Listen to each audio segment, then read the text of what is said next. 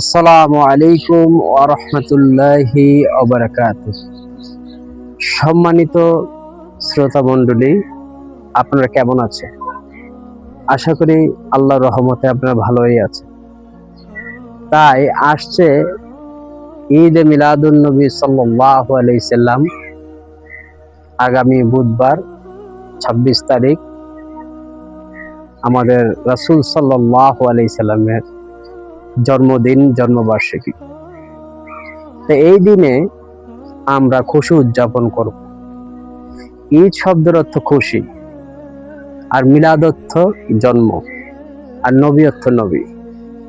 এর অর্থ হলো নবীর জন্মে আমরা খুশি, তাই আমরা ঈদ উদযাপন করি, মিলাদুন নবী সাল্লাল্লাহু আলাইহি সাল্লাম পালন করি।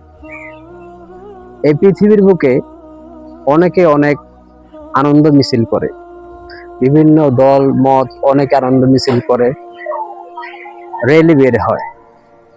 শুধু মিলাদুন নবী সাল্লাল্লাহু আলাইহি সাল্লামের র্যালি বের হইলেই মানুষের মুখে খালি শুনি বেদাত বেদাত। সারা বিশ্বে কত আনন্দ উৎসব মানুষ করতেছে, এতে কোনো বাধা নাই। কিন্তু মিলাদুন নবী সাল্লাল্লাহু আলাইহি সাল্লামের র্যালি এবং জন্মবার্ষিকী করলে আমাদের ভিতরে সমস্যা হয়ে যায়। এই জন্য সবাইকে আমি একটা মেসেজ দেব যে ঈদ অর্থ খুশি, আর মিলাদ অর্থ জন্ম, আর নবী অর্থ নবী। নবীর জন্মে আমরা খুশি, নবীর জন্মে, নবীর আগমনে আমরা খুশি। নবীর আগমন যখন হয়েছে সারা বিশ্ব খুশি হয়েছে, শুধু শয়তান খুশি হয় নাই, শয়তান কান্না করছে।